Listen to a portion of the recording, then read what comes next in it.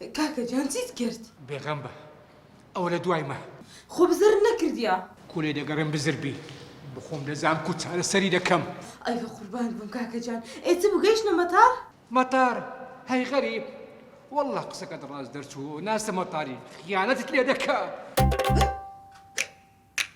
ئەلۆ ئەلۆ خوشکم برام بەڕاستیتە تۆ؟ واز لەو قسانە بینە بە ئیشی خۆم بکەم شەربی هورد و هەلای بکەم. دەی ئەلۆ ئەلۆ دوبەی دوبەی تۆ بڵێ بڵێ بڵێ خیانەت دەکەم دوبەی خیانەتە. خۆیان کو ماڵم وێران بوو وەی دایە مردم وەی دایە مردم کو ماڵم وێران بوو. دادا ها کوڕم نکتێکی خۆشە لەو جێرمەوە کوڕە بەستا بڕۆ دەرێ ئەی شێتان کردم شێت بووم شێت.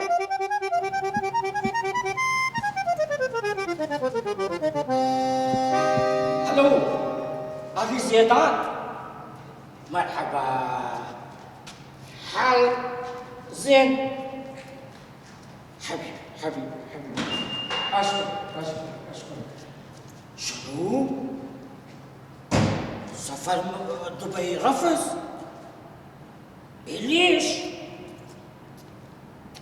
مش حاسسني يا كاكا ما تكت تعرف بس يا واحدة من بيما بطاري كاشمن شوي لشكبينه مع الأسف باش زين باكر روح بالدبي عورو نعم باش نعم كاكا لو ما مصطفاش بكم هلو حبيبي في ماله كاكا باش ورينا كاتب روح تعرفي التلفون ده التلفون شو رشيد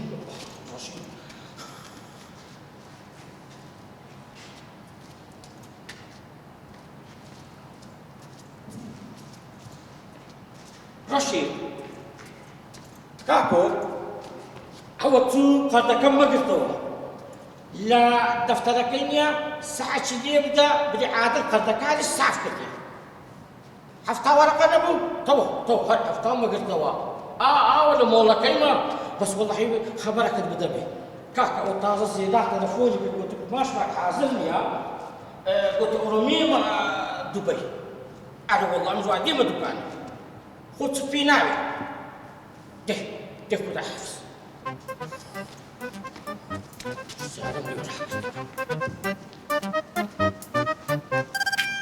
سعدی خیانەتم لێ دەکاوەی بابا سعدی ناستە دوبەی لە دوو ژنانەوەی بابا خیانەت لە هەنار دەکاوەی بابا دایا سادت کەمەوە بچە ئەبۆ ئاوەی بڕۆ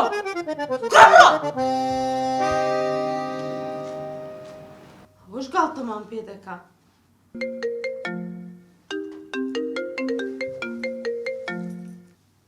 ئەلۆ کاکەجان چ بوو؟ ئەلۆ خوشکم کۆی قەت لە خۆم نابورم دەرچوو سعدی پیاوەکی زۆر باش دەرچوو خیانەت لە تۆ ناکات. ها؟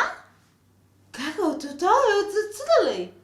ئەتو زۆر سەهۆ بووی ئەمیشت گوناحبار کرد ئەو بە تەماوە بچە دوبەی بەڵام تەلەفۆنش لێ هات گۆچان ئەشیا حازر نییە مێ ئەوش گۆتی باشە.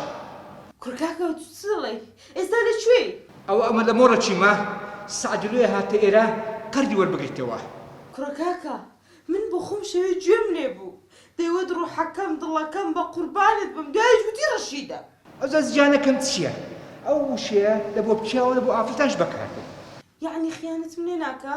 نا خوشکم نا سعدی کابراش زۆر باش دەرچوو قەناعەت کرد خیانەت لێ ناکا. نا هیچ خیانەتم ناتێران نییە و کچتیران نییە. دەی خوا ئافرەت باشە کاکەجان خوا لەگەڵ.